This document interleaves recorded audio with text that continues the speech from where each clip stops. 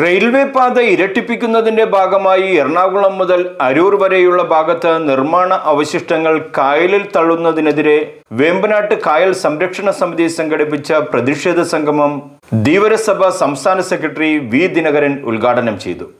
പാലം നിർമ്മിക്കുമ്പോൾ ഉണ്ടാകുന്ന അവശിഷ്ടങ്ങൾ കായലിൽ നിക്ഷേപിക്കുവാൻ അനുവദിക്കുകയില്ല എന്നും അതിനെതിരെ ശക്തമായ പ്രക്ഷോഭം നടത്തുമെന്നും അദ്ദേഹം ഉദ്ഘാടന പ്രസംഗത്തിൽ പറഞ്ഞു. മുൻകാലങ്ങളിൽ പാലം നിർമ്മിക്കുമ്പോൾ മണ്ണിട്ട് നികത്തി അതിൻ്റെ മുകളിൽ കൊണ്ടുവന്ന് സ്പാൻ വയ്ക്കുന്ന പരിപാടിയായിരുന്നു. അന്നൊക്കെ നമ്മൾ ശക്തമായി എതിർത്തതിൻ്റെ ഫലമായിട്ടാണ് ഇപ്പോൾ പില്ലർ വാർത്ത് അതിൽ സ്പാൻ ഘടിപ്പിക്കുന്ന രീതിയിലേക്ക് വന്നത്. പില്ലർ വാർക്ക് എന്ന് പറഞ്ഞാൽ 4 പാലങ്ങളിലെ പില്ലർ താഴോട്ട് പോകുന്നത് എത്ര മീറ്ററാണെന്ന് അറിയാമല്ലോ. റെയിൽവേ പാലമാണ്. ആ ഒരു അവസ്ഥയിൽ ഉണ്ടാകാവുന്ന ചെളിയും എക്കലും മണ്ണും എല്ലാം കായലിൽ തന്നെ അടിഞ്ഞുകൂടുന്ന ഒരു സാഹചര്യം ഉണ്ടാവുകയാണെങ്കിൽ ഉണ്ടാക്കുന്ന പാരിസ്ഥിതികമായ പ്രശ്നം വളരെ ഗുരുതരമാണ്. അതുകൊണ്ടാണ് റെയിൽവേ അധികാരികളോട് ഞങ്ങൾ ആവശ്യപ്പെടുന്നത്, ഒരു കാരണവശാലും പാലം നിർമ്മാണത്തിന് ഞങ്ങൾ എതിരല്ല. നമുക്കറിയാം, ഏത് വികസന പ്രവർത്തനം വന്നാലും അതിൻ്റെ ബലിയാടായി വരുന്നത് മത്സ്യത്തൊഴിലാളികളാണ്. അത് കടലോരത്തായാലും കായലോരത്തായാലും.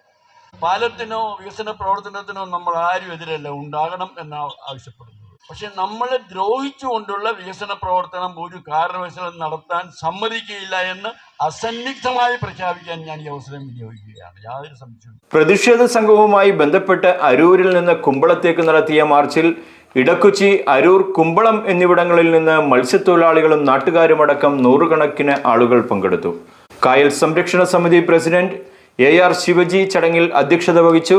CPM സംസ്ഥാന സെക്രട്ടേറിയറ്റ് അംഗം CB ചന്ദ്രബാബു, കോൺഗ്രസ് എറണാകുളം ജില്ലാ പ്രസിഡന്റ് മുഹമ്മദ് ഷിയാസ്, BJP ജില്ലാ പ്രസിഡന്റ് അഡ്വക്കേറ്റ് ഷൈജു, AITUC സംസ്ഥാന കമ്മിറ്റി അംഗം CT Sanjith, Joseph Xavier Kalappurakkal, CM Chandrabose, VD Thilakan, VV Sadanandan തുടങ്ങിയവർ സംസാരിച്ചു.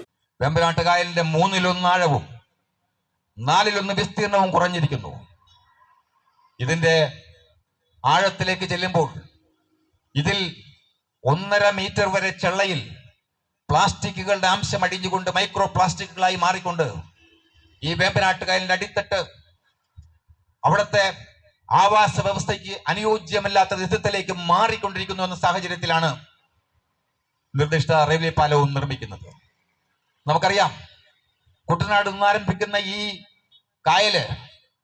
കായലിന്റെ ഇന്നത്തെ പാരിസ്ഥിതിക അവസ്ഥയിൽ മേഘവിസ്ഫോടനം പോലുള്ള വലിയ മഴകൾ പെയ്യുമ്പോൾ ആ മഴകളുടെ വെള്ളം താങ്ങാൻ ശേഷിയില്ലാതെ ഈ കൊച്ചിയുടെ അഴിമുഖം അതിലേക്ക് ഒഴുകി പോകാൻ പറ്റാത്ത തരത്തിലേക്ക് മാറിക്കൊണ്ടിരിക്കുന്ന ഈ സാഹചര്യത്തിൽ ഇനി ഒരു തുള്ളി മണൽ പോലും എക്കൽ പോലും ഈ വേമ്പനാട്ട് കായൽ അനധികൃതമായി നിക്ഷേപിക്കരുതെന്ന് പറഞ്ഞുകൊണ്ടാണ് നമ്മുടെ ഈ ധർമ്മസാഗരം. ഞാൻ ദുരിപ്പിക്കുന്നില്ല, പല കാരണങ്ങളുണ്ട് വേമ്പനാട്ട് കായൽ ഈ ഒരു അവസ്ഥയിൽ എത്തിച്ചേരാൻ. രാസകരമാലിന്യങ്ങളുടെ നിക്ഷേപമുണ്ട്. ഒരു കാലത്ത് നമ്മൾ എല്ലാവരും പുഴയിൽ കൊണ്ട് കളയുക എന്നൊരു സംസ്കാരത്തിന് അടിമകളായിരുന്നു. ഇന്ന് അതിൽ നാം തിരിച്ചറിയുകയാണ്.